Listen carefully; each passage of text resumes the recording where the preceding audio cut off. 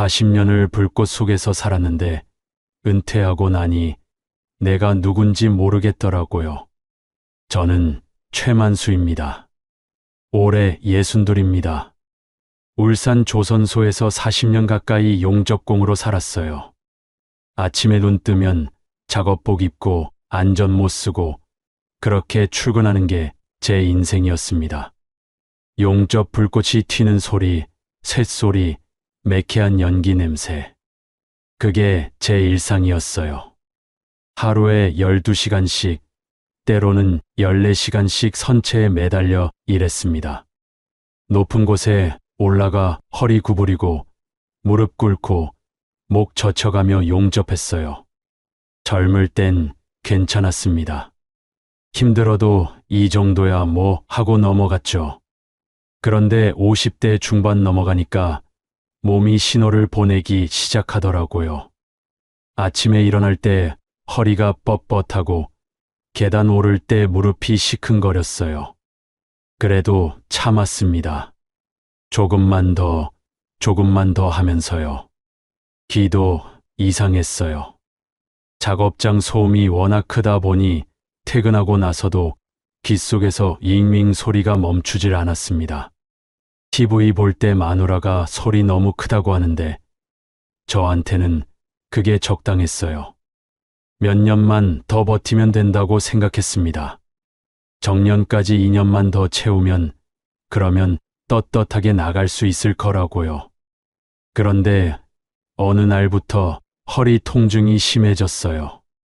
아침에 일어나려고 하면 허리가 안 펴졌습니다. 한참을 침대 끝에 앉아서 허리 주물러야 겨우 일어날 수 있었어요. 작업장에서도 용접하다가 허리를 펴면 찌릿찌릿 전기 오르는 것처럼 아팠습니다. 이러다 큰일 나겠다 싶어서 병원에 갔어요. 의사 선생님이 MRI 사진을 보더니 고개를 저으시더라고요. 디스크가 많이 악화됐다고 했습니다. 이 상태로 계속 일하면 신경 손상될 수 있다고요. 그리고 청력 검사 결과도 좋지 않다고 했어요. 소음성 난청이 상당히 진행됐다고 하더군요. 그 말을 듣는 순간 머릿속이 하얘졌습니다. 좀 쉬면 나아지냐고 물었어요.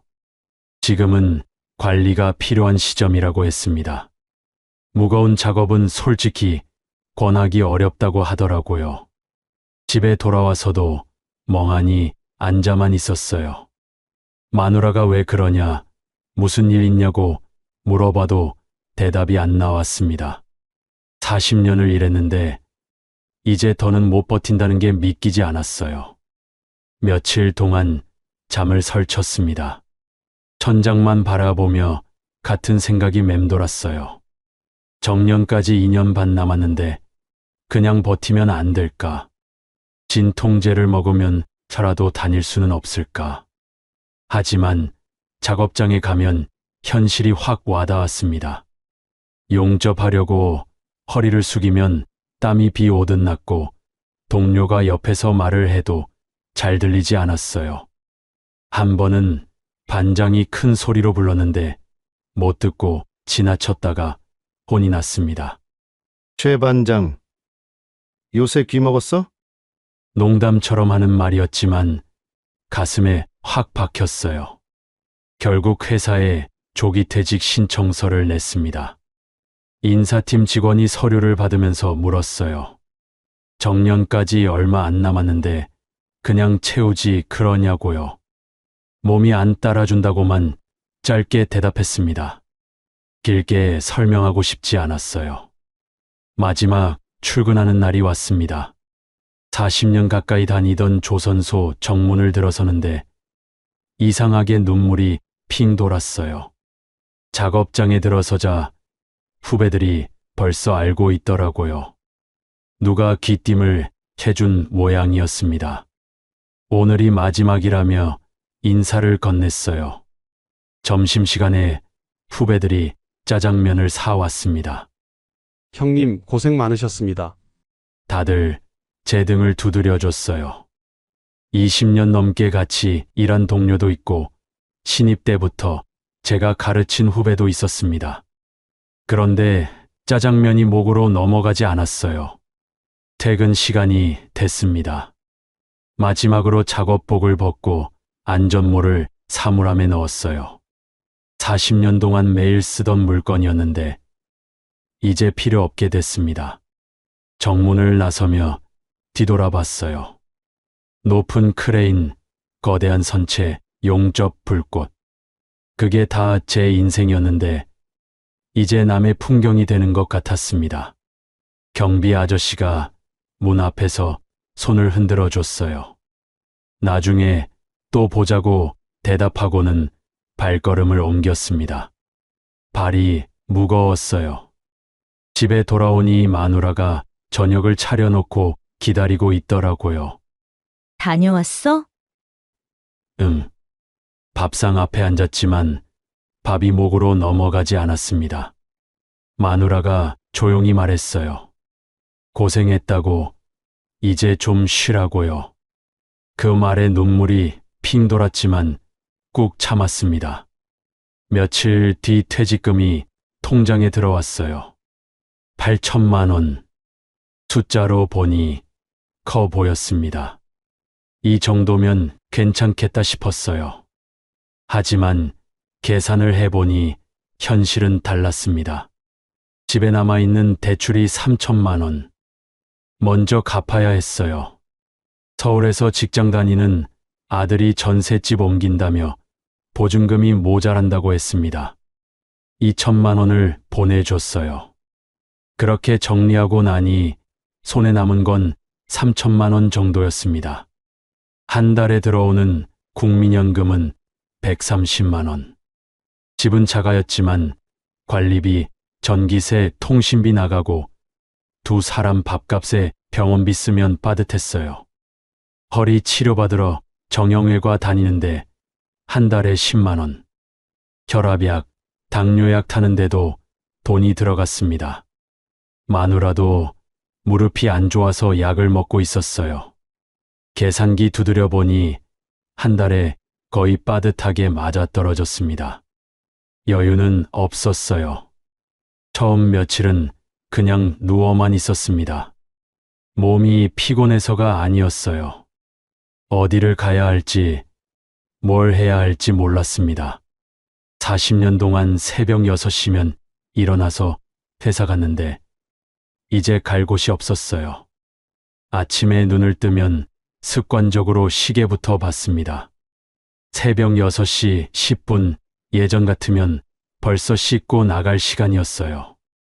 그런데 지금은 할 게 없었습니다.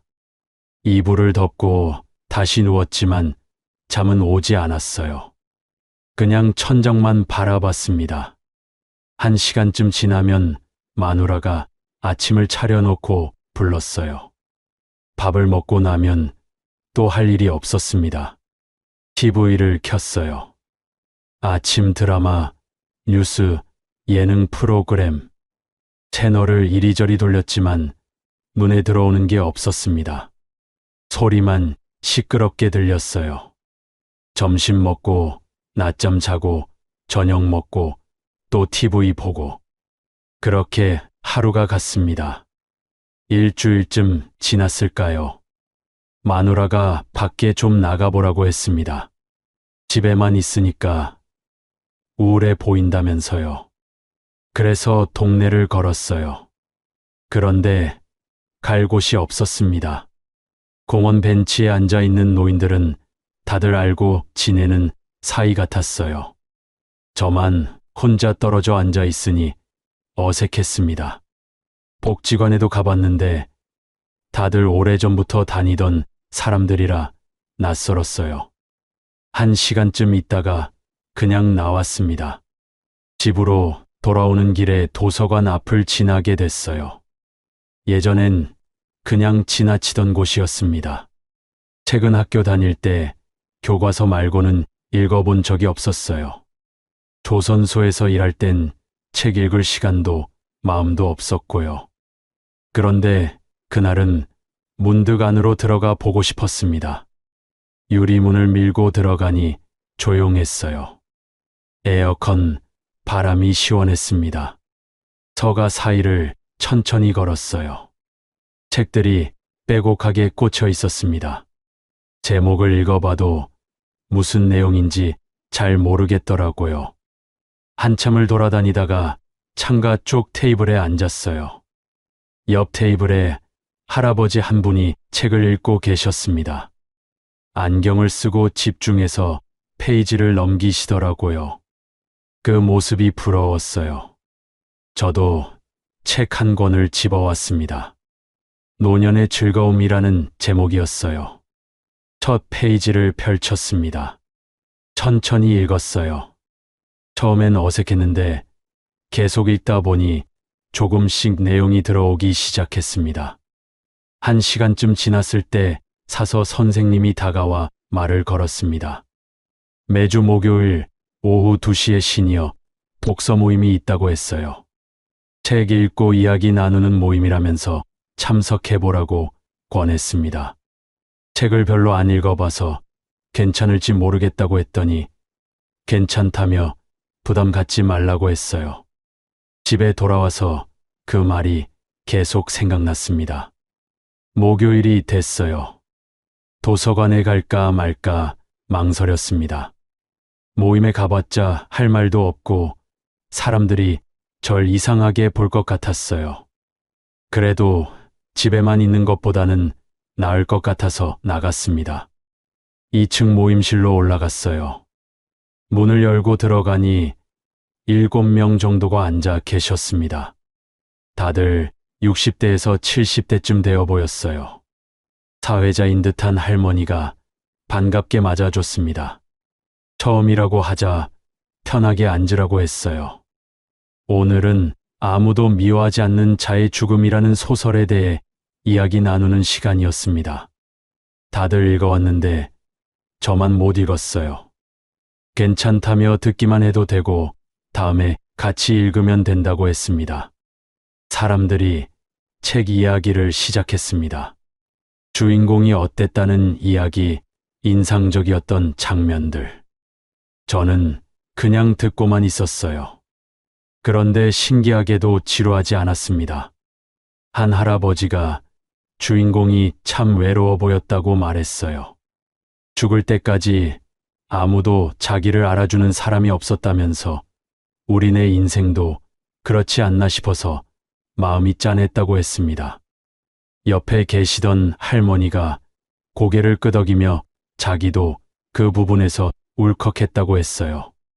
살면서 누구한테 기억되는 게 뭐가 있나 싶었다고요. 사람들이 공감하며 이야기를 이어갔습니다. 저도 모르게 고개가 끄덕여졌어요. 그 말들이 남의 이야기 같지 않았습니다. 모임이 끝나고 나오는데 한 할아버지가 어디 사냐고 물었습니다. 남목동이라고 했더니 자기는 삼산동이라면서 가깝다고 했어요. 다음에도 나오라고 했습니다. 처음엔 다들 그렇지만 오다 보면 재미있다면서요. 집에 돌아와서 마누라한테 도서관 모임 다녀왔다고 말했습니다. 어땠냐고 물었어요. 그냥 그랬다고 다들 책 읽고 이야기하더라고 했습니다. 마누라가 좋다면서 자꾸 나가보라고 했어요. 집에만 있지 말고요. 다음 주가 됐습니다. 또 목요일이 왔어요. 이번엔 책을 빌려서 읽고 갔습니다. 일주일 동안 조금씩 읽었어요. 처음엔 글자가 잘 안 들어왔는데 계속 읽다 보니 내용이 이해되기 시작했습니다. 모임에 갔더니 지난주에 봤던 분들이 반갑게 맞아줬어요. 책 읽었냐고 물었고 읽었다고 대답했습니다. 이번엔 제가 먼저 손을 들고 말했습니다. 책을 읽으면서 제 생각이 많이 났다고 했어요. 저도 40년 동안 회사 다녔는데 그만두고 나니까 뭐 하고 살아야 할지 모르겠다고요.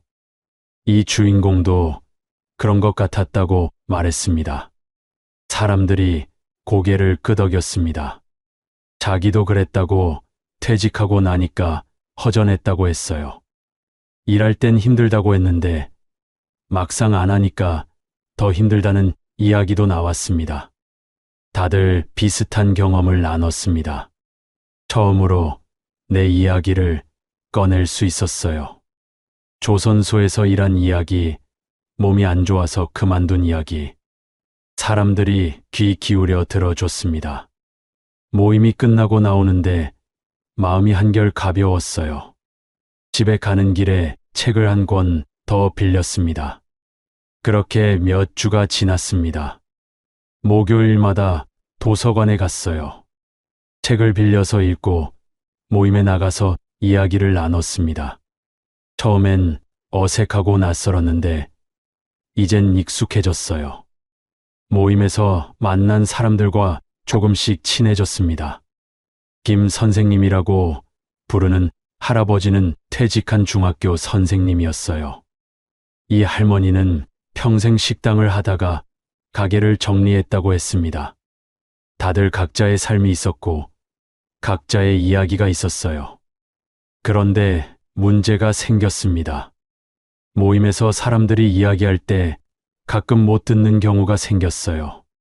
목소리가 작거나 빨리 말하면 무슨 소리인지 알아듣기 어려웠습니다. 처음엔 그냥 고개만 끄덕였어요. 다 알아들은 척했습니다. 한 번은 김 선생님이 책 내용에 대해 질문을 했는데 못 들었어요. 그냥 넘어가려고 했는데 옆에 앉은 분이 제게 물었습니다. 어떻게 생각하냐고요. 뭘 물어본 건지 몰라서 당황했습니다. 그냥 웃으면서 잘 모르겠다고 얼버무렸어요. 집에 돌아와서 생각해 보니 민망했습니다. 또 다른 날엔 이 할머니가 말을 걸었는데 못 알아들었어요. 뭐라고 하냐고 다시 물었더니 한 번 더 말해줬습니다. 그런데 그것도 잘 안 들렸어요. 세 번째 다시 물어보려니까 미안해서 그냥 아는 척하고 넘어갔습니다. 마누라도 눈치챘어요. TV 볼 때 제가 소리를 크게 틀었습니다. 마누라가 너무 크다고 했는데 저한테는 적당했어요. 부엌에서 뭐라고 부르는데 못 듣고 있으면 화를 냈습니다. 어느 날 저녁이었어요. 마누라가 밥상 앞에 앉아서 말했습니다.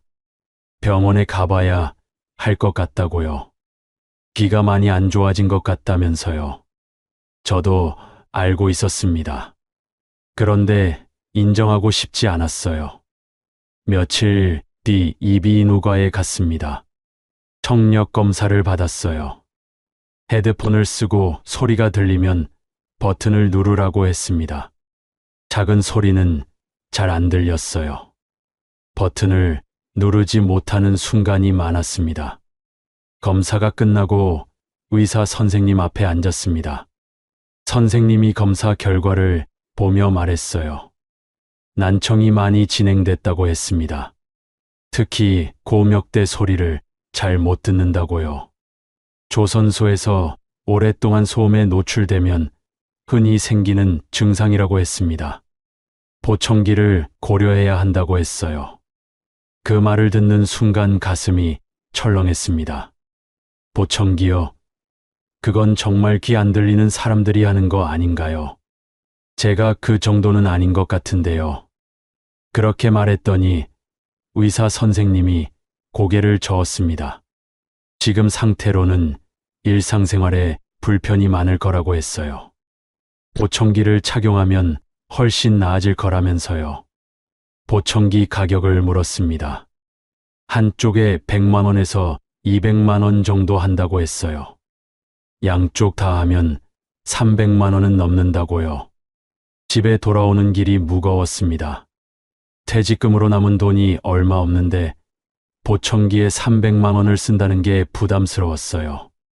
그렇다고 안 하자니 일상생활이 불편했습니다. 마누라한테 말했습니다.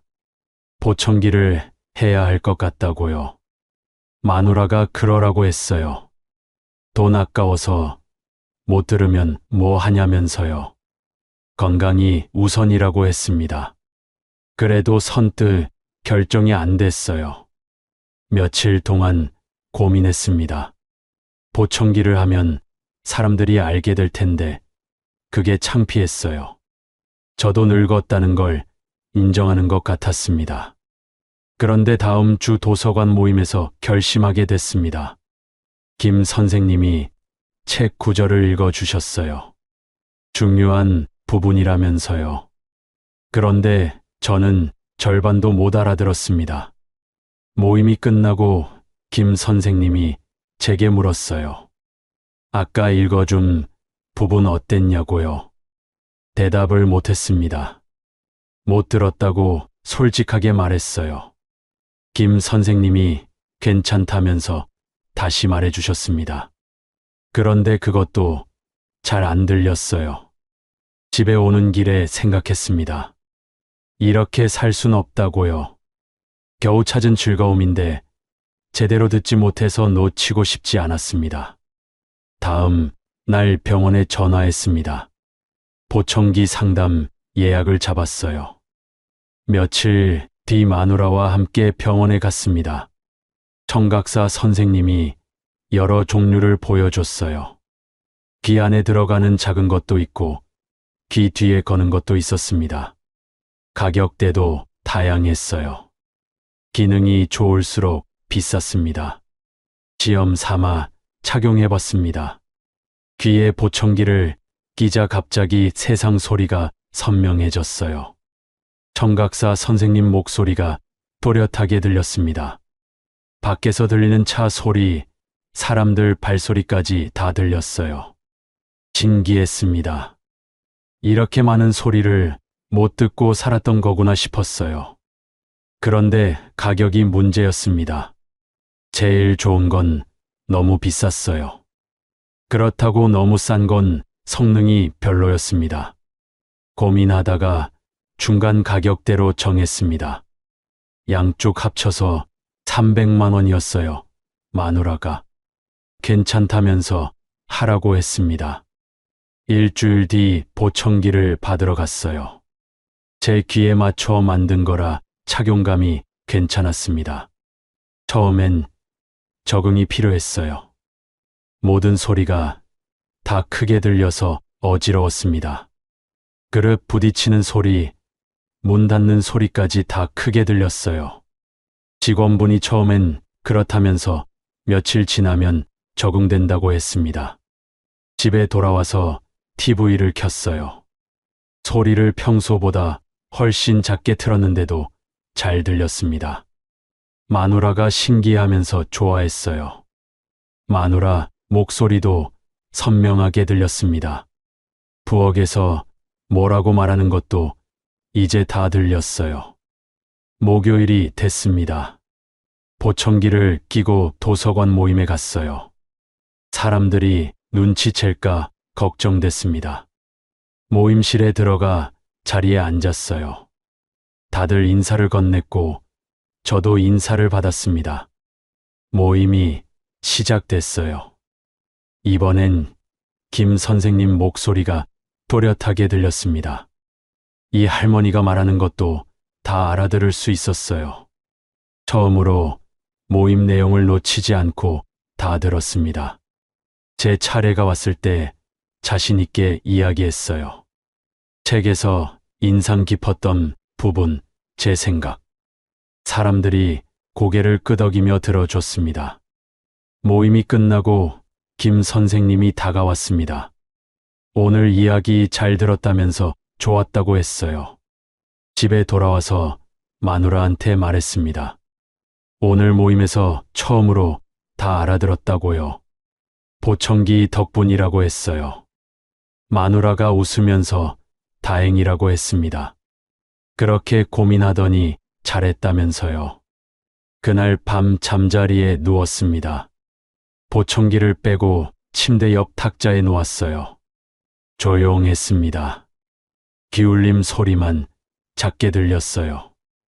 그런데 마음은 편했습니다. 내일 아침이면 다시 보청기를 끼고 세상 소리를 들을 수 있을 테니까요. 며칠이 지나자 보청기에 완전히 적응됐습니다. 아침에 일어나면 제일 먼저 보청기를 끼는 게 습관이 됐어요. 안경 쓰듯이 자연스러워졌습니다. 마누라랑 대화하는 게 편해졌어요. 예전엔 뭐라고 하면 못 알아듣고 다시 물어봐야 했는데 이젠 한 번에 알아들었습니다. 저녁 먹으면서 오늘 있었던 일을 이야기했어요.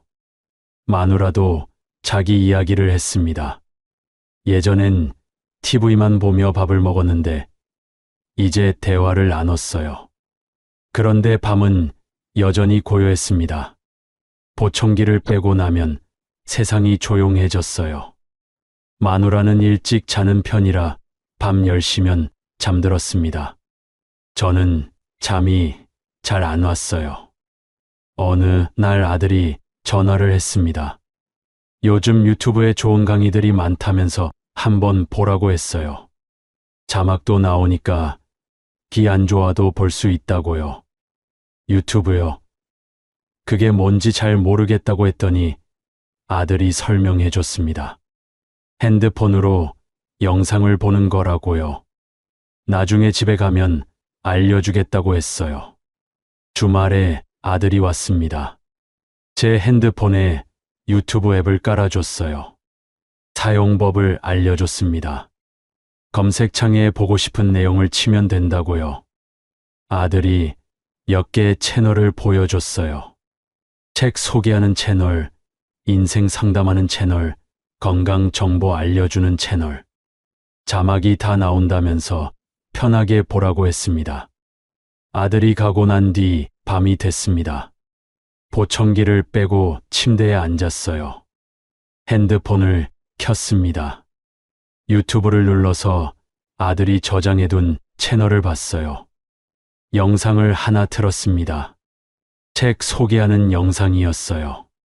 화면 아래에 자막이 떴습니다. 목소리는 잘 안 들렸지만 자막을 읽을 수 있었어요. 영상 속 사람이 책 내용을 설명했습니다. 자막이 또렷하게 나왔어요. 천천히 읽으며 따라갔습니다. 신기했어요. 귀로는 안 들려도 눈으로 볼 수 있었습니다. 마치 누군가 옆에서 이야기해 주는 것 같았어요. 한 영상이 끝나자 다른 영상을 봤습니다. 인생 상담 채널이었어요. 60대 퇴직자의 고민을 상담해 주는 내용이었습니다. 제 이야기 같았어요. 퇴직 후 무기력하다는 사연, 할 일이 없어서 힘들다는 이야기. 상담자가 조언했습니다. 작은 것부터 시작하라고요. 책을 읽어도 좋고, 운동을 해도 좋고, 사람을 만나도 좋다고요. 중요한 건 계속 무언가를 하는 거라고 했어요. 고개가 끄덕여졌습니다. 그날 밤 3개 영상을 봤어요. 시계를 보니 12시가 넘었습니다. 마음이 편했어요. 고요했던 밤이 더 이상 외롭지 않았습니다. 그 뒤로 밤마다 유튜브를 봤습니다. 도서관에서 읽은 책과 관련된 영상을 찾아봤어요. 작가 인터뷰도 보고 책 해설 영상도 봤습니다. 건강 정보 채널도 구독했어요. 허리에 좋은 운동, 노년 건강 관리법. 따라 해볼 만한 것들을 메모했습니다. 낮엔 도서관에서 책을 읽고 밤엔 유튜브로 영상을 봤어요. 세상이 넓어지는 기분이었습니다. 어느 날 저녁이었어요. 영상을 보다가 재미있는 내용이 있어서 마누라를 불렀습니다. 마누라가 옆에 앉았어요. 영상을 같이 봤습니다. 노년 부부의 여행 이야기였어요. 60대 부부가 전국을 여행하며 맛집을 찾아다니는 내용이었습니다. 마누라가 재미있다면서 웃었어요. 우리도 한번 다녀볼까 하고 말했습니다. 좋다고 했어요. 허리만 괜찮으면 어디든 가보자고요. 마누라가 고개를 끄덕였습니다. 그날 밤 마누라와 함께 여행 관련 영상을 몇 개 더 봤어요. 부산 여행, 경주 여행, 제주도 여행. 마누라가 말했습니다. 봄 되면 경주 가보자고요. 벚꽃 필 때 가면 예쁠 거라면서요. 그러자고 했습니다. 오랜만에 마누라와 미래에 대해 이야기했어요. 어디 갈지, 뭘 먹을지, 며칠 있다 올지. 예전엔 이런 대화를 안 했습니다. 마누라와 대화가 늘어났습니다. 예전엔 하루에 나누는 말이 몇 마디 안 됐어요. 밥 먹어. 피곤한데 나가지 말고 쉬자. 그게 다였습니다. 40년 동안 그렇게 살았어요. 저는 일만 했고 마누라는 집안일만 했습니다. 대화할 시간도 할 이야기도 없었어요. 그런데 요즘은 달랐습니다. 도서관에서 읽은 책 이야기를 해줬어요. 오늘 어떤 내용이 나왔는지, 모임에서 무슨 이야기를 나눴는지 말했습니다. 마누라가 귀 기울여 들어줬어요. 그 책 재미있냐고 나도 한번 읽어볼까 하고 물었습니다. 밤엔 유튜브 영상을 같이 봤어요. 처음엔 제가 혼자 봤는데 어느새 마누라도 옆에 앉아서 같이 보게 됐습니다. 자막을 읽으면서 고개를 끄덕이고 재미있으면 웃었어요. 영상 속 사연들을 보면서 이야기를 나눴습니다. 저 사람도 우리랑 비슷하네. 맞아. 퇴직하고 다들 그렇게 사나 봐. 공감하고 위로받고 함께 생각했습니다. 어느 날 저녁이었어요. 마누라가 저녁 먹으면서 말했습니다. 요즘 당신이 많이 달라졌다고요. 예전엔 말이 없고 우울해 보였는데 지금은 이야기도 많고 밝아졌다면서요. 그런가요? 하고 웃었습니다. 마누라가 또 말했어요. 같이 사는데 이렇게 대화를 많이 해본 게 언제였나 싶다고요. 생각해보니 정말 그랬습니다. 결혼하고 40년 넘게 같이 살았지만 제대로 대화를 나눈 적이 별로 없었어요. 저는 일에 치이고 마누라는 집안일에 바빴습니다. 아이들 키우느라, 돈 벌느라, 살아가느라 바빴어요. 그런데 이제야 대화를 하고 있었습니다. 서로 어떤 생각을 하는지, 무엇을 좋아하는지, 앞으로 뭘 하고 싶은지. 늦었지만 괜찮았어요. 지금이라도 알게 된 게 다행이었습니다. 봄이 왔습니다. 마누라와 경주로 여행을 갔어요. 1박 2일로 다녀왔습니다. 벚꽃이 만개했어요. 불국사 가는 길에 벚나무가 터널을 이뤘습니다. 마누라가 예쁘다면서 사진을 찍자고 했어요. 함께 사진을 찍었습니다. 오랜만에 둘이서 찍는 사진이었어요. 점심은 쌈밥집에서 먹었습니다. 마누라가 맛있다면서 좋아했어요. 저도 오랜만에 밥이 맛있었습니다. 저녁엔 숙소에서 쉬었어요. 마누라와 창밖을 보며 이야기를 나눴습니다. 내일은 어디 갈지, 뭘 먹을지, 다음엔 어디로 여행 갈지. 마누라가 말했어요. 이렇게 여행 다니는 것도 좋다고요. 앞으로 자주 다니자고 했습니다. 그러자고 했어요. 여행에서 돌아온 뒤 생각했습니다. 돈은 넉넉지 않았어요. 국민연금 130만 원으로 빠듯하게 살고 있었습니다. 통장에 남은 돈도 얼마 없었고요. 몸도 예전 같지 않았습니다. 허리는 여전히 아팠고 보청기 없이는 소리를 제대로 듣지 못했어요. 약도 계속 먹어야 했습니다. 그런데 불행하지 않았어요. 아침에 일어나면 읽을 책이 있었습니다. 목요일이면 도서관 모임이 있었고 밤에는 유튜브로 세상을 만났어요. 마누라와 대화를 나눴고 가끔 여행도 다녔습니다. 작은 것들이었지만 그게 제 삶을 채워줬어요. 어느 목요일 모임에서였습니다. 김 선생님이 물었어요. 요즘 어떻게 지내냐고요? 괜찮다고 했습니다. 책도 읽고 영상도 보고 마누라랑 여행도 다녀왔다고요. 김 선생님이 웃으며 말했어요. 퇴직 후 삶을 잘 찾아가고 있는 것 같다고요. 그 말을 듣고 생각했습니다. 처음엔 정말 힘들었어요.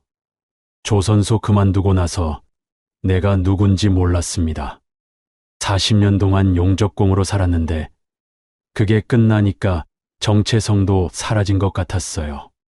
집에만 있으면서 하루하루가 무의미했습니다. TV만 보고 천장만 바라보고 그렇게 시간만 흘려보냈어요. 그런데 지금은 달랐습니다. 일이 끝났다고 인생이 끝난 게 아니었어요. 다른 방식으로 살아가는 법을 배웠습니다. 책을 읽으면서 생각하고 사람들을 만나면서 대화하고 영상을 보면서 배웠어요. 몸은 예전 같지 않았지만 마음은 더 풍요로워졌습니다. 그날 밤 집에 돌아왔어요. 마누라가 저녁을 차려놓고 기다리고 있었습니다. 밥을 먹으면서 오늘 모임 이야기를 해줬어요. 마누라가 웃으며 들어줬습니다. 밥을 다 먹고 설거지를 하는데 마누라가 물었어요. 행복하냐고요? 잠깐 생각했습니다. 행복하냐는 질문을 받아본 게 언제였나 싶었어요. 평생 그런 걸 생각해 본 적이 없었습니다. 그런데 지금은 대답할 수 있었어요. 네, 행복합니다. 그렇게 대답했습니다. 마누라가 웃었어요. 다행이라고 했습니다. 그날 밤 침대에 누웠습니다. 보청기를 빼고 탁자에 놓았어요. 세상이 조용해졌습니다. 창밖을 봤어요. 봄바람이 나무를 흔들고 있었습니다. 소리는 들리지 않았지만 나뭇가지가 흔들리는 게 보였어요. 저도 저 나무 같다는 생각이 들었습니다. 40년 동안 바람에 시달렸어요. 거센 바람에 휘청거리고 가지가 꺾이기도 했습니다. 그런데 뿌리는 여전히 땅에 박혀 있었어요. 쓰러지지 않았고 봄이 되니 다시 새순이 돋았습니다. 나도 그랬어요. 일은 끝났지만 삶은 계속됐습니다. 다른 모습으로 살아가고 있었어요. 눈을 감았습니다. 내일 아침이면 다시 보청기를 끼고 세상 소리를 들을 거예요. 마누라와 아침을 먹고 읽던 책을 이어서 읽을 겁니다. 오후엔 산책을 나갈 거예요. 동네 한 바퀴 돌면서 봄바람을 느낄 겁니다. 저녁엔 유튜브를 보고 마누라와 이야기를 나눌 거예요. 그렇게 하루가 지나갈 겁니다. 평범한 하루지만 그게 제 인생이에요. 일이 끝났다고 인생이 끝난 게 아니었습니다. 저는 여전히 배우며 살아가고 있었어요. 그리고 그걸로 충분했습니다. 4억을 잃었습니다. 단 1년 만에요. 63살. 평생 모은 돈 전부를 날렸습니다. 정년퇴직하고 딱 1년 만에요. 35년 동안 성실하게 공무원 생활하고 한 푼 두 푼 모아서 만든 돈이었는데 지금 제 통장엔 1,000만 원밖에 없습니다. 믿기시나요? 작년 이맘때만 해도 저는 성공한 사업가였습니다. 하루에 500만 원씩 벌었어요. SNS에서 대포항 믿고 먹는 횟집으로 유명했고 사람들이 줄 서서 기다렸습니다. 제 아내는 그때 말했어요. 여보, 이제 정말 우리도 대박 났나 봐. 근데 지금은요? 마트 야간 정리 알바를 합니다. 월급 280만 원. 도대체 뭐가 잘못된 걸까요? 제가 뭘 잘못한 걸까요? 저는 윤상구입니다. 강원도청에서 35년 동안 도로관리 일을 했어요. 길 만드는 일이었죠. 산길, 해안도로, 관광지 가는 길, 평생을 길 옆에서 살았습니다. 정년 퇴직하던 날 사무실 문 닫고 나오는데 이상하더라고요. 뭐랄까, 너무 조용한 거예요. 35년 동안 매일 아침 7시 30분에 출근해서 저녁 6시에 퇴근하던 사람이 갑자기 시간이 텅 비어버리니까 정말 막막하더라고요. 퇴직금 받고 연금 계산해 보니 월 178만 원이었어요. 굶지는 않겠더라고요. 근데 이걸 노후라고 부를 수 있나 싶었습니다. 아내하고 둘이서 병원비 나가고 공과금 나가고 하면 빠듯하거든요. 여행 한번 가려면 몇 달을 모아야 하고요. 집에 돌아와서 아내 얼굴을 보는데 말은 안 했지만 눈빛이 불안해 보이더라고요. 우리 아내가 나한테 말했어요. 여보, 이제 기댈 곳은 우리 둘뿐이다. 너무 무리하지 말고 살자. 그 말이 가슴에 꽂혔습니다. 35년 동안 성실하게 살았는데 은퇴하고 나니까 제가 할 수 있는 게 없더라고요. 평생 남들 길만 만들어줬지 정작 제 인생 길은 한 번도 제대로 선택해 본 적이 없구나. 그 생각이 들더라고요. 통장 잔고를 다 합쳐봤습니다. 예금이랑 적금, 퇴직금 포함해서 딱 4억 2천만 원이었어요. 평생을 모은 돈입니다. 35년이요. 그때 저는 생각했어요. 이 돈으로 뭐라도 해봐야 하는 거 아닌가? 마침 그때 은퇴 기념으로 가벼운 마음으로 시작한 게 있었어요. 정선에 30평짜리 자투리 땅이 하나 나왔더라고요. 제가 도로 쪽 일을 오래 하다 보니까 눈에 띄더라고요. 여기 도로 확장되면 값이 오르겠는데 싶어서 1,500만 원 주고 샀습니다. 그리고 딱 1년 뒤에요. 국지도 확장 소식이 나왔어요. 그 땅 감정가가 3천만 원으로 뛰었습니다. 2배로 오른 거예요. 그래서 제 총 자산은 4억 5천만 원이 됐어요. 그때 제가 착각했습니다. 역시 강원도 도로는 내가 제일 잘 알지. 그 작은 성공이 저를 나락으로 떨어뜨릴 줄은 몰랐습니다. 정선 땅으로 1,500만 원을 벌고 나니까 기분이 묘하더라고요. 35년 동안 월급 받으면서 살았는데 처음으로 투자라는 걸 해서 돈을 번 거예요. 그것도 1년 만에 2배로요. 아내한테 말했죠. 여보, 우리 정선 땅 팔았어. 3천만 원 받았어. 아내가 놀라더라고요. 진짜요? 어머, 1,500만 원 벌었네. 그러게. 역시 내가 도로는 잘 아는 것 같아. 그날 저녁 우리 부부는 오랜만에 외식을 했습니다. 삼겹살집이었는데 소주 한잔하면서 아내가 말했어요. 여보, 그래도 이제 너무 무리하지는 마요. 우리 이 돈이랑 연금으로 그냥 조용히 살아요. 맞는 말이었어요. 그렇게 살았어야 했습니다. 근데 그때 제 머릿속엔 다른 생각이 들어왔어요. 1,500만 원을 1년 만에 벌었는데 만약 더 큰 돈을 투자하면 어떻게 될까? 그런 생각을 하고 있을 때였습니다. 퇴직 축하한다고 후배 하나가 집에 찾아왔어요. 정수민이라는 친구였는데 지금은 부동산 중개업을 한다고 했습니다. 형님, 퇴직하시고 어떻게 지내세요? 뭐 그냥 그렇지. 할 일이 없으니까 답답하네. 형님 같은 분이 가만히 계시면 안 되죠. 형님은 강원도도로 상권을 제일 잘 아시잖아요. 수민이가 가방에서 서류 뭉치를 꺼내더라고요. 형님, 제가 오늘 좋은 얘기 하나 들고 왔어요. 뭔데? 대포항입니다. 대포항. 강원도 사람이면 다 아는 곳이죠. 속초 근처에 있는 작은 항구인데 회 먹으러 가는 사람들로 유명한 곳이에요. 대포항이 왜? 형님, 지금 대포항이 완전 대박입니다. 코로나 끝나고 나서 사람들이 미친 듯이 몰려요. 주말에는 차가 들어가지도 못할 정도예요. 수민이가 보여준 자료에는 대포항 횟집들의 매출이 적혀 있었어요. 월 매출 1억, 2억 하는 가게들이 수두룩했습니다. 이게 진짜야? 형님, 제가 거짓말하겠어요? 저도 중개하면서 여러 가게 장 봐봤는데 진짜 장난 아니에요. 여름 성수기 때는 하루에 500만 원씩 버는 집도 있어요. 하루에 500만 원. 그 말이 제 머릿속에 꽂혔습니다. 근데 그게 나랑 무슨 상관이야? 형님, 지금 대포항에 40평짜리 횟집 하나가 나왔어요. 주인이 건강 문제로 급하게 팔려고 하는데 조건이 정말 좋아요. 얼마나 하는데?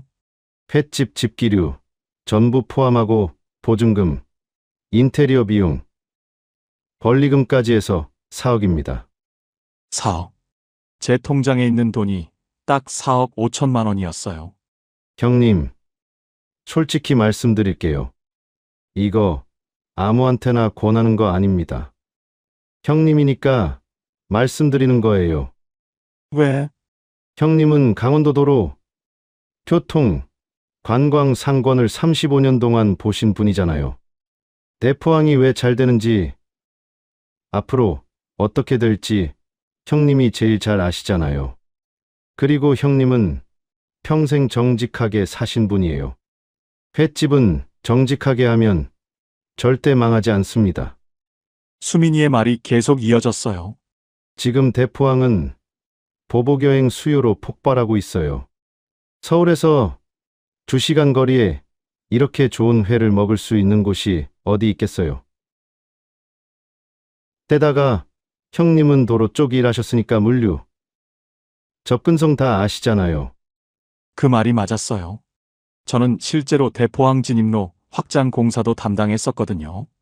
그 길이 언제 뚫렸고 얼마나 많은 차량이 다니는지 다 알고 있었습니다. 1년 안에 원금 회수 가능합니다. 형님. 수민이가 단도직입적으로 말했어요. 그리고 형님 같은 분이 하시면 대포항에서 소문날 겁니다. 공무원 출신이 정직하게 하는 횟집이라고요. SNS 시대잖아요. 입소문 한번 타면 끝입니다.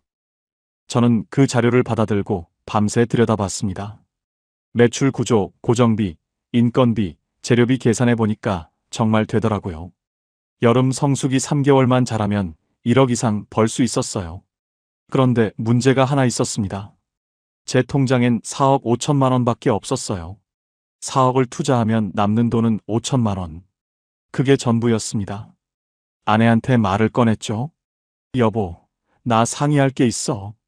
아내는 저녁 설거지를 하고 있었어요. 제가 거실 탁자에 수민이가 준 서류를 펼쳐놓고 앉아 있으니까 아내가 물수건으로 손을 닦으며 다가왔습니다. 왜요? 무슨 일 있어요? 여보, 이거 좀 봐. 대포항 횟집인데 지금 나왔대. 조건이 정말 좋아. 아내가 서류를 보더니 얼굴이 굳어지더라고요. 횟집이요? 당신이 횟집을 왜요? 여보, 이거 보면 진짜 괜찮아. 여름 성수기 때 하루에 500만 원씩 버는 집도 있대. 3개월만 자라면 1억 넘게 벌 수 있어. 그게 말이 돼요? 그럼 다들 횟집 하지 왜 팔겠어요?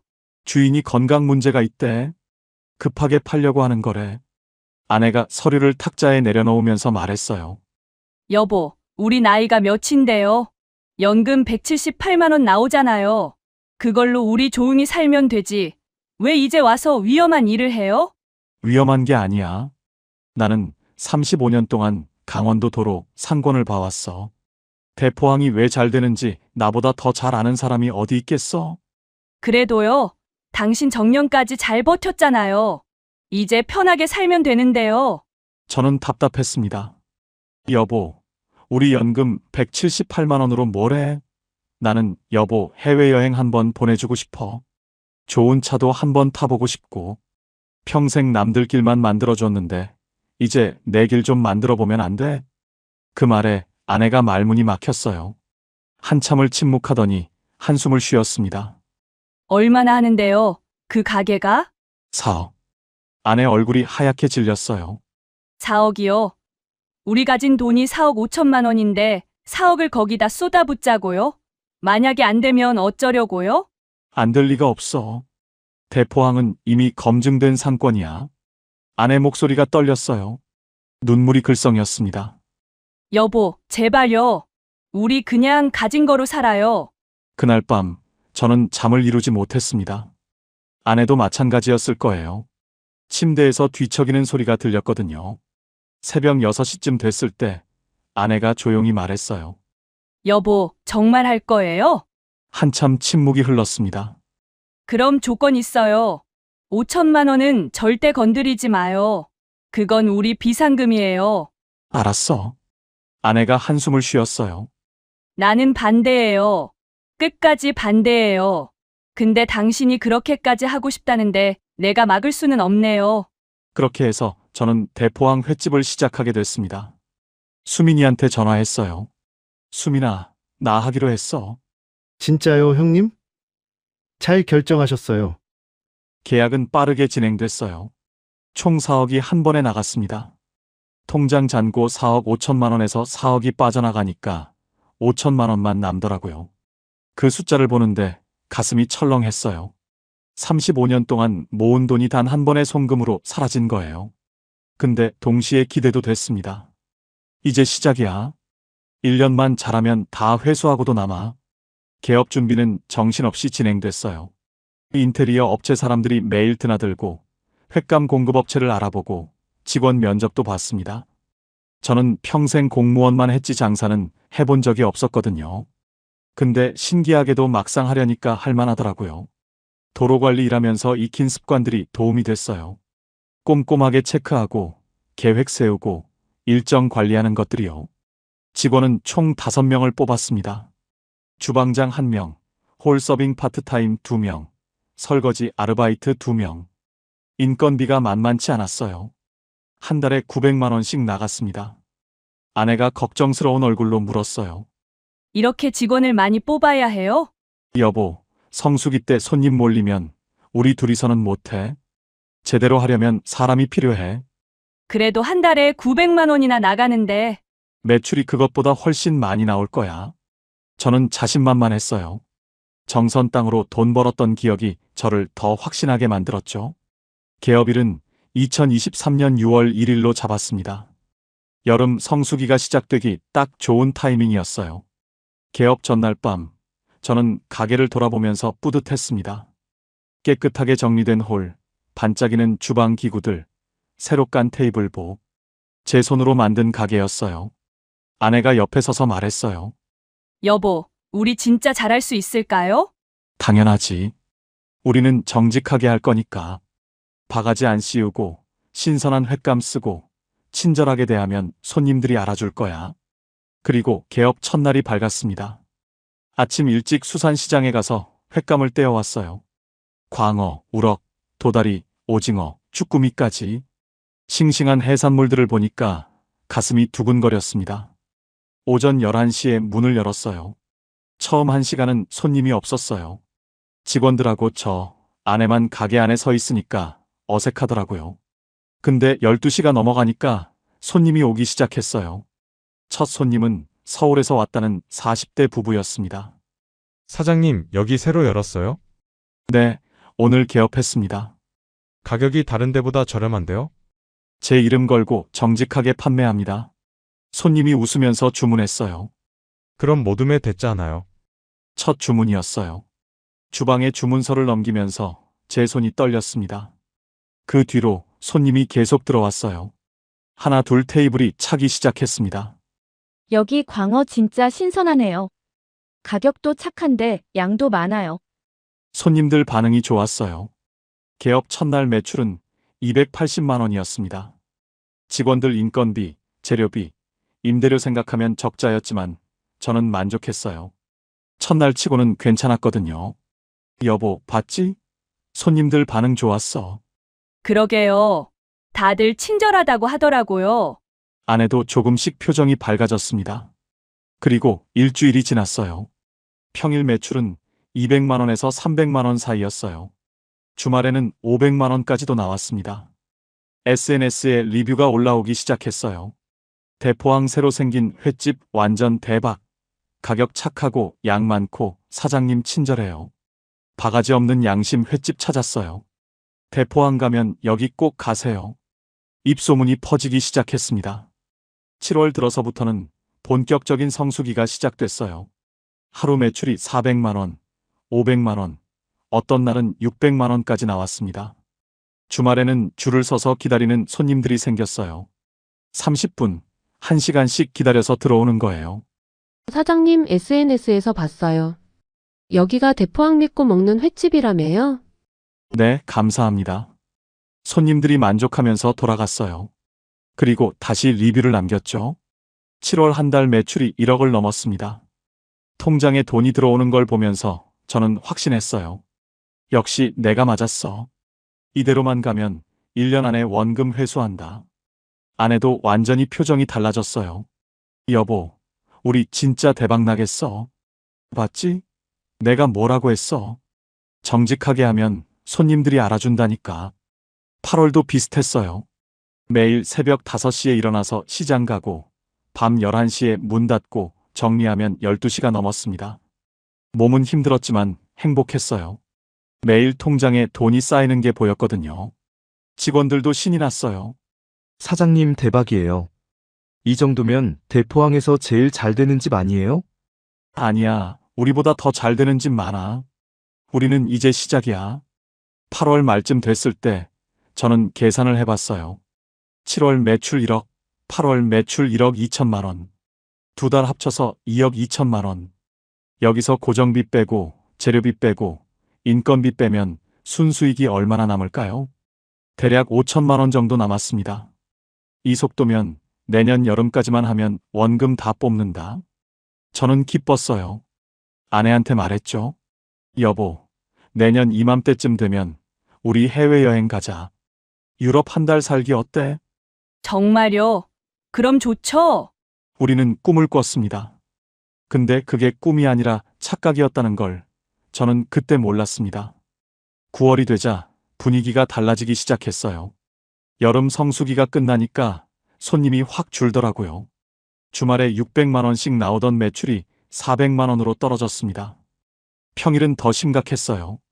200만 원 나오던 게 100만 원, 심지어 80만 원까지 떨어지는 날도 있었어요. 사장님 9월 되니까 손님이 진짜 없네요. 주방장이 걱정스러운 얼굴로 말했어요. 원래 비수기엔 그래. 10월 되면 단풍 시즌이니까 다시 오를 거야. 저는 태연한 척했지만 속으로는 불안했습니다. 9월 한 달 매출을 계산해 보니까 6천만 원이었어요. 7월, 8월에 비하면 절반도 안 되는 금액이었죠. 고정비는 그대로였어요. 임대료 800만 원, 인건비 900만 원, 재료비 1200만 원, 기타 비용 300만 원. 한 달에 3200만 원이 무조건 나갔습니다.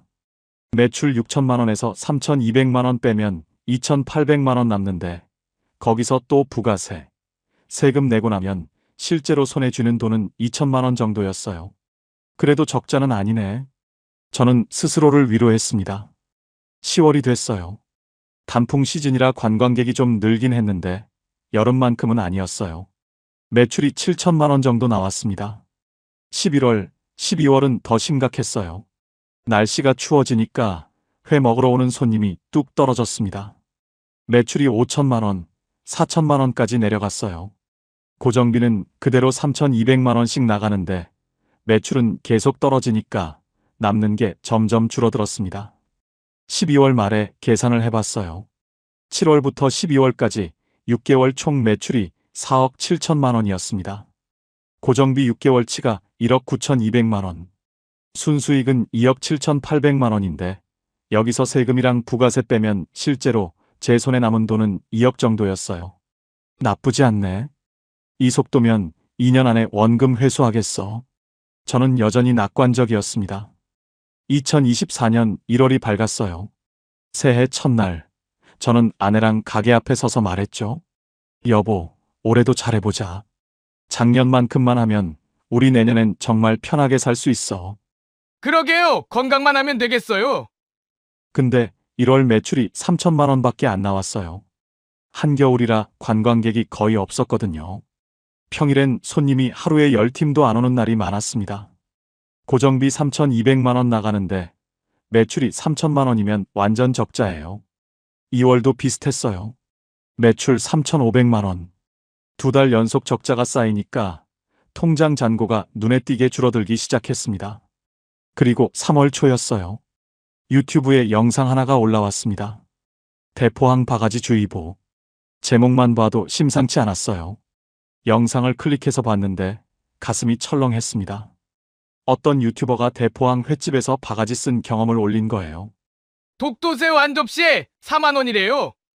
그냥 새우인데 독도 붙였다고 4만 원. 그리고 손바닥만한 돌돔 30만 원. 이게 말이 돼요? 영상 속에서 유튜버는 분노에 차서 말했어요. 대포항은 완전 사기꾼 상권입니다. 절대 가지 마세요. 조회수가 하루 만에 100만을 넘었습니다. 댓글에는 비난이 쏟아졌어요. 대포항 진짜 답 없네요. 관광지 횟집은 다 바가지구나. 속초 가도 대포항은 절대 안 갑니다. SNS에도 퍼지기 시작했어요. 커뮤니티마다 대포항 욕하는 글이 올라왔습니다. 저는 억울했어요. 저는 바가지 안 씌웠거든요. 정직하게 장사했다고요. 근데 손님들은 그런 거 구분 못했어요. 사장님, 여기도 바가지 아닌가요? 메뉴판 가격 진짜 맞는 거죠? 혹시 나중에 추가 요금 나오는 거 아니에요? 손님들이 의심의 눈초리로 저를 봤습니다. 아무리 설명해도 소용없었어요. 대포항 횟집은 다 똑같아요. 저는 안 믿어요. 그렇게 말하고 나가는 손님들이 생겼습니다. 3월 매출이 2,500만 원까지 떨어졌어요. 고정비 3,200만 원 나가는데 매출이 2,500만 원이면 한 달에 700만 원씩 적자가 쌓이는 겁니다. 4월도 마찬가지였어요. 매출 2,800만 원, 적자 400만 원. 5월이 됐을 때 저는 심각하게 고민했습니다. 이러다가 여름 성수기까지 버틸 수 있을까? 2달 사이에 적자가 1,100만 원 쌓였어요. 작년 여름에 벌어놓은 돈이 계속 빠져나가고 있었습니다. 아내가 말했어요. 여보, 직원 좀 줄여야 하는 거 아니에요? 인건비가 너무 많이 나가요. 맞는 말이었어요. 저는 주방장을 불러서 말했습니다. 미안한데 한 달만 쉬어줄 수 있어? 여름 성수기 되면 다시 부를게. 주방장은 이해한다고 했지만 표정이 좋지 않았어요. 서빙 파트타임 2명도 내보냈습니다. 설거지 아르바이트도 1명 줄였어요. 결국 남은 건 설거지 아르바이트 1명과 저, 아내 셋뿐이었습니다. 인건비가 900만 원에서 200만 원으로 줄었어요. 근데 문제는 일이 너무 힘들다는 거였어요. 새벽 5시에 일어나서 시장 가고, 주방 일하고, 서빙하고, 설거지하고, 청소하고, 저랑 아내가 다 했습니다. 밤 11시에 문 닫으면 둘 다 쓰러질 것 같았어요. 아내가 먼저 무너지기 시작했어요. 어느 날 저녁 설거지하다가 그릇을 떨어뜨렸습니다. 깨진 그릇을 보면서 아내가 주저앉더라고요. 여보, 나 못하겠어요. 무슨 소리야? 조금만 더 버티면 여름 성수기 오잖아. 몸이 안 따라줘요. 무릎도 아프고, 허리도 아프고, 나이가 나이인데, 이렇게 하루 종일 서 있으면 어떡해요. 아내 나이가 61살이었어요. 저도 63이고요. 이 나이에 새벽부터 밤까지 쉬지 않고 일하는 게 쉬운 일은 아니었죠. 여보, 미안해. 내가 욕심을 부린 것 같아. 이제 와서 미안하다고 해서 뭐가 달라져요? 우리 이미 4억 넣었잖아요. 아내 목소리에 원망이 섞여 있었어요. 그 말이 가슴에 박혔습니다. 6월이 됐어요. 작년 같았으면 여름 성수기 시작이라 손님이 몰릴 때인데 올해는 달랐습니다. 대포항 바가지 영상 여파가 계속되고 있었거든요. 손님이 작년의 절반도 안 왔어요. 주말에 작년엔 600만 원씩 벌었는데 올해는 300만 원밖에 안 나왔습니다. 평일은 더 심각했어요. 100만 원도 안 나오는 날이 태반이었죠. 뉴스에서도 대포항 얘기가 나왔어요. 강원도 대포항 바가지 논란, 관광객 발길 끊겨, 속초시 대포항 횟집 집중 단속 나서, 방송에서는 대포항을 바가지 상권으로 낙인 찍었습니다. 저는 억울했어요. 저는 바가지 안 씌웠는데 왜 저까지 피해를 봐야 하나요? 근데 억울하다고 해서 달라지는 건 없었습니다. 7월 매출을 계산해 봤어요. 작년 같은 기간에 1억이 나왔는데 올해는 4,500만 원밖에 안 나왔습니다. 고정비는 줄였지만 그래도 한 달에 2,500만 원은 나갔어요. 임대료 800만 원, 인건비 200만 원, 재료비 1,200만 원, 기타 비용 300만 원. 매출 4,500만 원에서 고정비 2,500만 원 빼면 2,000만 원 남는데 세금 내고 나면 실제로 남는 돈은 1,500만 원 정도였어요. 작년 같은 달에 5천만 원 벌었는데 올해는 1,500만 원. 이 속도로는 원금 회수는커녕 버티는 것조차 힘들었습니다. 8월도 비슷했어요. 성수기인데도 매출이 5천만 원밖에 안 나왔습니다. 어느 날 저녁이었어요. 손님이 딱 3팀밖에 없었는데 그중 한 팀이 계산하면서 말했습니다. 사장님, 여기 작년에 왔었는데 손님이 진짜 많았잖아요. 근데 올해는 왜 이렇게 없어요? 대포항 바가지 영상 때문에 그래요. 아, 그거요? 근데 사장님 가게는 바가지 안 씌우잖아요. 그래도 사람들이 대포항 자체를 안 오더라고요. 안 됐네요. 정직하게 하시는데. 그 손님이 동정 어린 눈빛으로 저를 봤어요. 동정받는 게 이렇게 서러운 줄 몰랐습니다. 9월이 되자 더 심각해졌어요. 비수기가 시작됐는데 매출이 2천만 원대로 떨어졌습니다. 매출이 2천만 원이면 한 달에 500만 원씩 적자가 쌓이는 거예요. 통장 잔고를 확인해 봤습니다. 작년 여름에 벌어놓은 2억이 계속 빠져나가서 이제 3천만 원밖에 안 남았어요. 집에 비상금으로 남겨놓은 5천만 원까지 합치면 8천만 원. 4억을 투자했는데 남은 게 8천만 원 뿐이었습니다. 아내가 말했어요. 여보, 이제 그만해요. 뭘 그만해? 가게요. 이거 더 하면 남은 돈마저 다 날려요. 여름 성수기까지 버텼는데 이제 와서 그만둘 수는 없어. 그럼 언제까지 할 건데요? 적자가 계속 쌓이는데요. 내년 여름까지만 해보자. 1년만 더. 안 돼요. 아내가 소리쳤어요. 당신 지금 정신 나갔어요? 올해 여름에도 안 됐는데 내년 여름에 갑자기 잘 될 것 같아요? 대포항은 이미 끝났어요. 사람들이 안 와요. 그래도 포기할 순 없어. 4억을 넣었는데. 4억 넣었으니까 더 이상 잃기 전에 접어야죠. 지금 그만두면 조금이라도 건질 수 있잖아요. 계속하면 그것마저 다 날려요. 아내 말이 맞았어요. 근데 저는 인정하고 싶지 않았습니다. 내가 35년 동안 공무원 생활하면서 쌓아온 판단력이 이렇게 틀릴 리가 없어. 조금만 더 버티면 기회가 올 거야. 10월이 됐어요. 매출이 1,800만 원까지 떨어졌습니다. 적자 700만 원. 11월 매출 1,500만 원. 적자 1,000만 원. 통장 잔고가 바닥나기 시작했어요. 설거지 아르바이트한테 월급 줄 돈도 없어서 결국 그 친구도 내보냈습니다. 이제 정말 저하고 아내 둘만 남았어요. 설거지까지 우리 둘이 다 했습니다. 어느 날 밤 설거지하다가 아내가 쓰러졌어요. 제가 부축해서 일으켰는데 아내 얼굴이 새하얗게 질려 있었습니다. 괜찮아요. 그냥 어지러워서 그래요. 병원 가자. 병원 갈 돈 어디 있어요? 그 말에 가슴이 무너졌습니다. 아내를 병원에도 못 데려가는 제 신세가 한심했어요. 12월 말이었어요. 임대료가 밀렸습니다. 건물주한테 전화가 왔어요. 사장님, 임대료 2달치 밀렸는데요. 죄송합니다. 조금만 기다려주시면 곧 입금하겠습니다. 전화를 끊고 나니까 손이 떨렸어요. 집에 남은 비상금 5천만 원을 꺼내야 할 상황이었습니다. 집에 돌아와서 아내한테 말했어요. 여보, 비상금 써야 할 것 같아. 아내가 고개를 저었습니다. 안 돼요. 그건 절대 안 돼요. 임대료 밀렸어. 다음 달까지 안 내면 쫓겨나. 그럼 가게 접어요. 이제 그만해요. 아내 목소리가 떨렸어요. 우리한테 남은 거라곤 그 5천만 원밖에 없어요. 그것마저 가게에 쏟아부으면 우리는 정말 끝이에요. 당신 연금 178만 원으로 어떻게 살아요? 병원비는요? 우리 나이가 몇인데요? 저는 대답할 수 없었습니다. 그날 밤 잠을 이루지 못했어요. 천장을 보면서 계속 생각했습니다. 4억을 투자했는데 이대로 포기할 수는 없어. 조금만 더 버티면 분명 기회가 올 거야. 근데 동시에 아내 말도 맞았어요. 지금 그만두면 5천만 원이라도 남는다. 계속하면 그것마저 다 날릴 수도 있다. 새벽까지 고민하다가 결심했습니다. 한 달만 더 해보자. 1월 한 달만 더 해보고 안 되면 그때 접자. 비상금에서 2천만 원을 꺼냈어요. 밀린 임대료 1,600만 원 내고 나머지는 재료비로 썼습니다. 통장 잔고는 거의 바닥이었고 집에 남은 비상금은 3천만 원.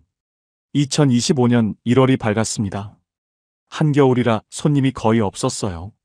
평일엔 하루에 서너 팀밖에 안 왔습니다. 어떤 날은 손님이 한 팀도 안 오는 날도 있었어요. 문 열고 하루 종일 앉아서 기다리는데 아무도 안 오는 거예요. 시계만 계속 쳐다봤습니다. 12시, 1시, 2시, 3시. 손님이 한 명도 안 오면 그날 매출은 0원입니다. 그래도 가게 전기세는 나가고 냉장고 돌아가고 우리 둘이 먹는 밥값은 들어가죠. 1월 한 달 매출이 1,200만 원밖에 안 나왔어요. 고정비는 최소한으로 줄였는데도 2천만 원은 나갔습니다. 적자 800만 원. 통장에 돈이 없어서 또 비상금을 꺼내야 했어요. 아내는 말도 안 했습니다. 그냥 눈물만 흘렸어요. 그렇게 집에 남은 비상금이 1,000만 원으로 줄었습니다. 2월 초였어요. 아내가 아침에 일어나지 못했습니다. 여보, 일어나. 시장 가야지. 못 일어나겠어요. 아내가 이불을 뒤집어 쓴 채 말했어요. 몸이 안 움직여요. 그냥 여기 누워 있고 싶어요.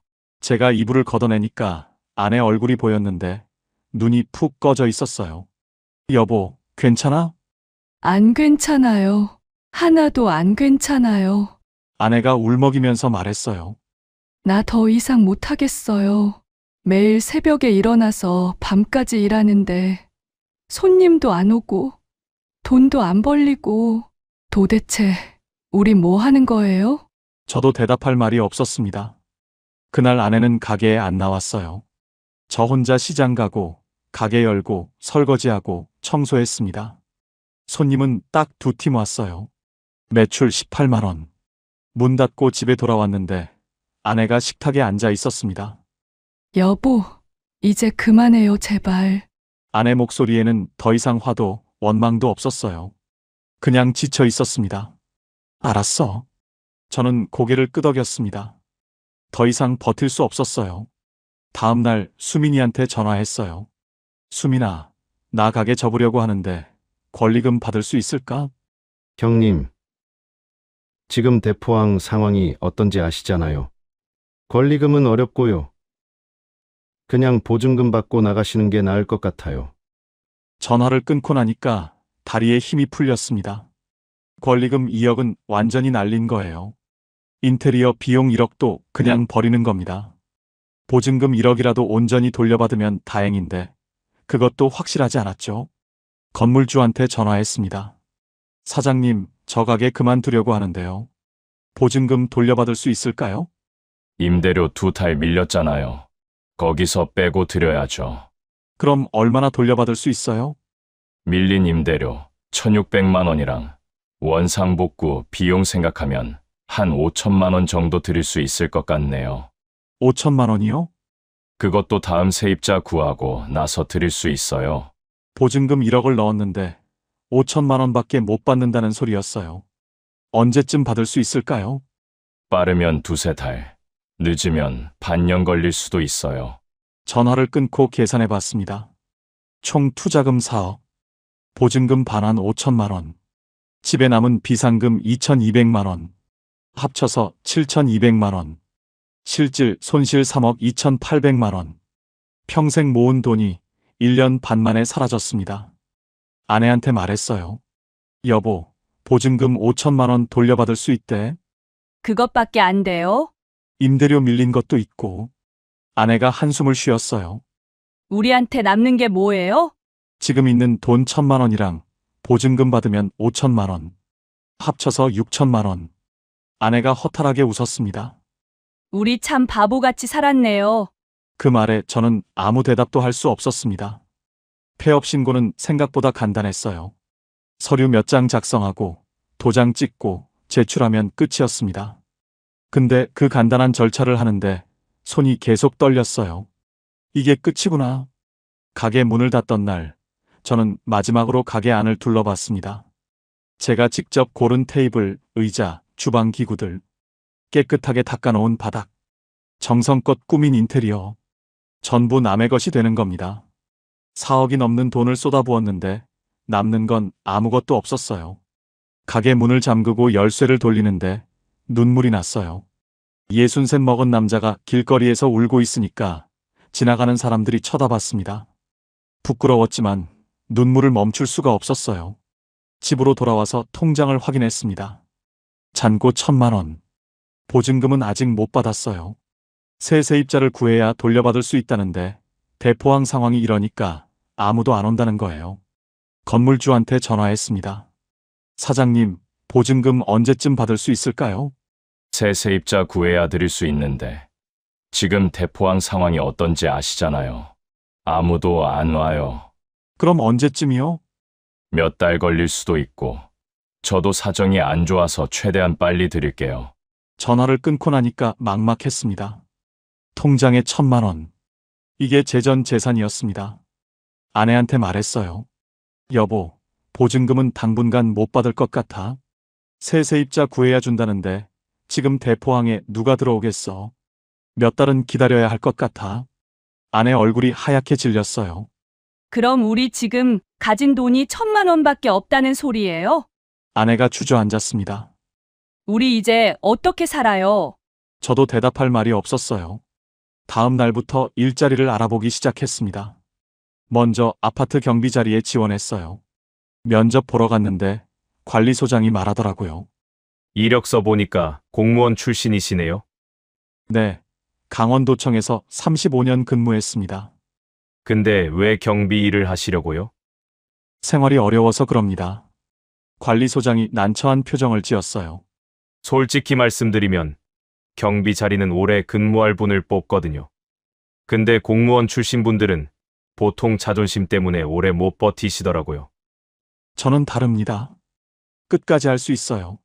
죄송합니다. 다른 분으로 결정했습니다. 떨어졌어요. 다음은 마트 야간 정리 일자리에 지원했습니다. 밤 10시부터 새벽 5시까지 일하는 자리였어요. 월급 280만 원. 면접 보러 갔는데 담당 매니저가 물었어요. 야간 근무인데 체력적으로 괜찮으시겠어요? 네, 문제 없습니다. 언제부터 출근 가능하세요? 당장 내일부터도 가능합니다. 알겠습니다. 합격하시면 연락드리겠습니다. 일주일 뒤에 연락이 왔어요. 합격하셨습니다. 다음 주 월요일부터 출근해 주세요. 처음으로 좋은 소식이었습니다. 아내한테 말했어요. 여보, 나 마트 일 구했어. 월급 280만 원. 그거라도 다행이네요. 아내도 일자리를 알아보기 시작했어요. 마트 계산대 아르바이트 자리를 구했습니다. 오전 9시부터 오후 5시까지 일하는 자리였어요. 월급 220만 원. 여보, 나도 일 구했어요. 계산대 아르바이트. 고생 많겠다. 괜찮아요. 우리 둘이 벌면 500만 원은 되잖아요. 연금까지 하면 한 달에 678만 원 버는 거예요. 아내가 억지로 밝게 말했지만 눈빛은 슬펐습니다. 61살 여자가 계산대에 서서 일한다는 게 쉬운 일은 아니었을 거예요. 제가 마트 야간 정리 일을 시작한 날이었습니다. 밤 10시에 출근해서 새벽 5시까지 일했어요. 선반 정리하고 박스 나르고 바닥 청소하고 평생 안 해본 일들이었습니다. 같이 일하는 사람들은 대부분 젊은 사람들이었어요. 쉬는 시간에 한 친구가 물었습니다. 아저씨, 나이가 어떻게 되세요? 63. 와, 그 나이에 야간 일하시면 힘들지 않으세요? 힘들지. 근데 해야지. 아저씨 같은 분이 왜 이 일을 하세요? 연금 같은 거 안 나와요? 나오긴 하는데 그걸로는 부족해서 더 이상 말하고 싶지 않았어요. 일하면서 계속 생각했습니다. 내가 왜 이렇게 됐을까? 35년 동안 성실하게 공무원 생활했어요. 한 번도 사고 안 치고 착실하게 일했습니다. 정년퇴직하고 연금 받으면서 조용히 살 수도 있었어요. 근데 욕심을 부렸습니다. 더 잘 살고 싶었어. 아내한테 좋은 것 해주고 싶었고 여행도 가고 싶었어. 그 욕심이 저를 무너뜨렸습니다. 새벽 5시에 퇴근해서 집에 돌아오면 아내는 출근 준비를 하고 있었어요. 여보, 밥 해놨어요. 드시고 주무세요. 고마워. 조심해서 다녀와. 아내가 마트로 출근하면 저는 잠을 잤습니다. 낮에 자고 밤에 일하는 생활. 꿈에서도 가게가 나왔어요. 손님 없는 텅 빈 가게에서 혼자 앉아있는 꿈. 오후 3시쯤 일어나면 아내는 아직 일하고 있을 시간이었어요. 혼자 저녁 먹고 뉴스 보고 씻고 다시 출근 준비. 이게 제 일상이 됐습니다. 어느 날 아내가 퇴근하고 와서 말했어요. 여보, 오늘 손님 중에 우리 가게 왔던 분 봤어요. 그래? 저 못 알아보시더라고요.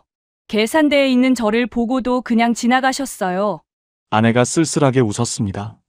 작년 여름엔 사장님이라고 부르던 사람들이 지금은 계산대 직원으로 보는 거죠?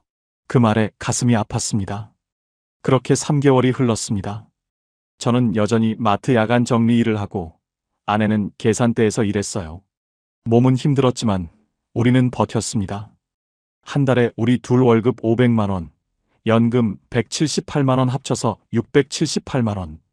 그 돈으로 생활하고 조금씩 저축했어요. 통장 잔고가 1000만 원에서 1200만 원, 1500만 원으로 천천히 늘어갔습니다. 보증금은 아직도 못 받았어요. 퇴근하고 집에 돌아오는 길이었어요. 새벽 거리는 조용했습니다. 예전에는 이 시간에 잠자리에 들어 있었는데 지금은 일을 마치고 집에 돌아가는 시간이에요. 걸어가면서 생각했습니다. 나는 왜 실패했을까? 정선 땅으로 돈 벌었을 때 거기서 멈췄어야 했어요. 1500만 원 벌고 만족했어야 했습니다. 근데 저는 욕심을 부렸어요. 더 크게 벌 수 있다고 착각했죠.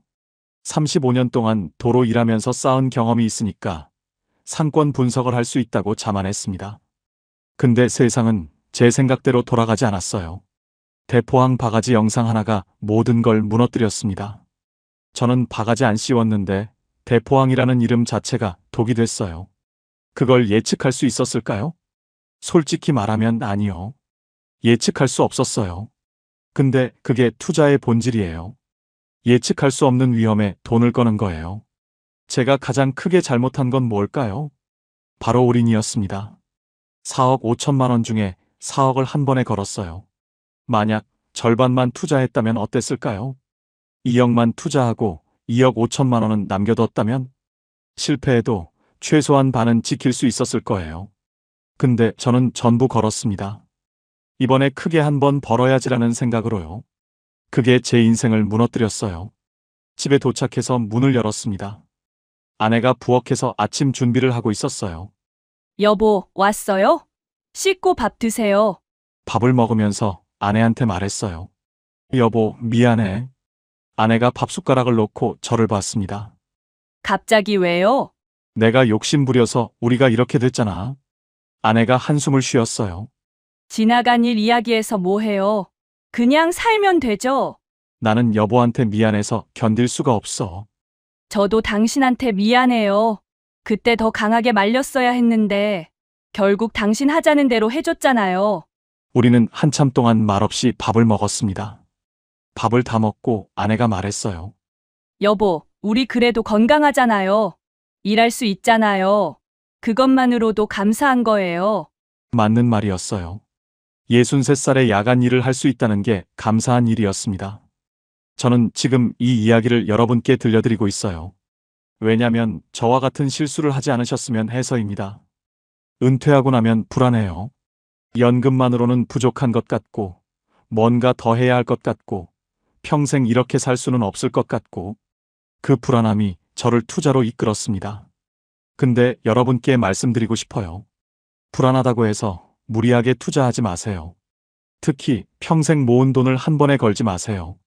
이번 한 번만이라는 생각이 가장 위험합니다. 내가 이 분야는 잘 안다는 자신감도 위험해요. 세상은 우리가 예측할 수 없는 방향으로 흘러갑니다. 그게 현실이에요. 하지만 무너진 다음에도 저는 포기하지 않았습니다. 매일 밤 마트에서 일하고 조금씩 돈을 모으고 있어요. 아내도 계산대에서 일하면서 함께 버티고 있습니다. 우리 나이가 60을 넘었지만 아직 일할 수 있어요. 그게 감사한 일이에요. 평생 도로를 관리하면서 사람들에게 길을 내어줬는데 정작 제 인생길은 제가 막아버렸더라고요. 근데 다시 만들면 됩니다. 길이라는 건 한 번 막혔다고 끝나는 게 아니에요. 돌아가든 새로 놓든 다시 만들 수 있어요. 저는 지금 다시 길을 놓고 있습니다. 천천히 조금씩요. 여러분께 말씀드리고 싶어요. 은퇴 후에 투자하실 거면 잃어도 되는 돈으로만 하세요. 평생 모은 돈을 걸지 마세요. 이번에 크게 한 번이라는 생각은 버리세요. 연금이 적어도 괜찮아요. 건강하면 일할 수 있어요. 작게 벌어도 꾸준히 벌면 됩니다.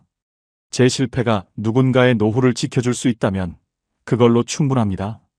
4억을 잃었지만 저는 아직 살아있고 일할 수 있고 아내가 옆에 있어요. 그것만으로도 감사한 일입니다. 여러분, 욕심 부리지 마세요. 평생 모은 돈 소중히 지키세요.